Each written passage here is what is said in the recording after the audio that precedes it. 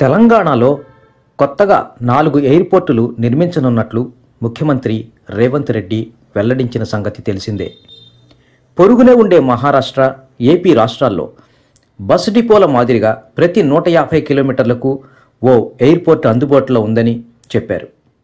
తెలంగాణలో మాత్రం శంషాబాద్ ఎయిర్పోర్ట్ ఒక్కటే అందుబాటులో ఉందని ఆయన అన్నారు. రాష్ట్రంలో కొత్తగా వరంగల్, కొత్తగూడెం, రామగుండం, ఆదిలాబాద్లలో ఎయిర్పోర్టులు నిర్మిస్తామని కాంగ్రెస్ ఏడాది పాలన పూర్తి చేసుకున్న సందర్భంగా రేవంత్ ప్రకటించారు. ఈ మేరకు ఎయిర్పోర్టుల ఏర్పాటుకు కసరత్తు మొదలైంది.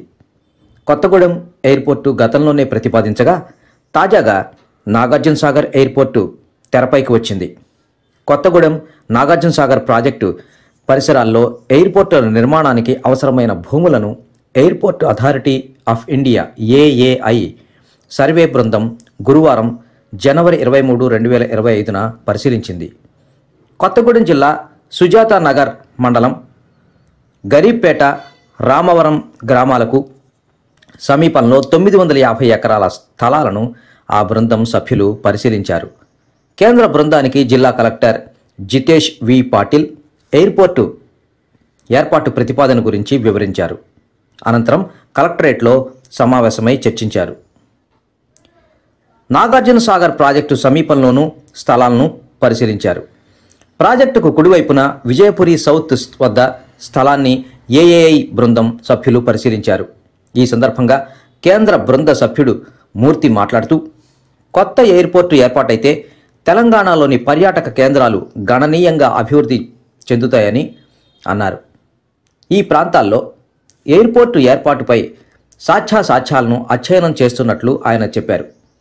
త్వరలోనే నివేదికను కేంద్రానికి అందజేయనున్నట్లు వెల్లడించారు. ఆ తర్వాత మరోసారి కేంద్రం నుంచి సాంకేతిక నిపుణుల బృందం కూడా రానున్నట్లు ఆయన చెప్పారు. కాగా వరంగల్ ఎయిర్పోర్టు స్థలానికి ఇప్పటికే స్థలాలను పరిశీలించారు. మామునూరు ప్రాంతంలో నిజాం కాలంలోనే ఎయిర్పోర్టు ఉండగా దాన్ని విస్తరించి అందుబాటులోకి తీసుకొచ్చేందుకు ప్రయత్నిస్తున్నారు. ఇవే కాకుండా రామగుండం, ఆదిలాబాదులలోనూ ఎయిర్పోర్టు ప్రతిపాదనలు అందుబాటులో ఉండగా వీటి నిర్మాణం పూర్తయితే ఆయా ప్రాంతాలన్నీ అభివృద్ధి చెందనున్నాయి.